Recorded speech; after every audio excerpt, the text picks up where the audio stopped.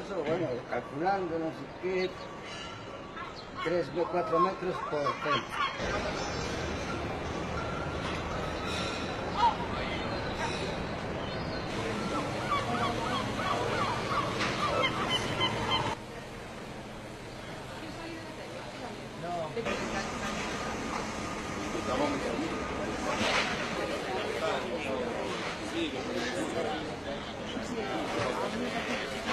Si que vives con maleta nos diré.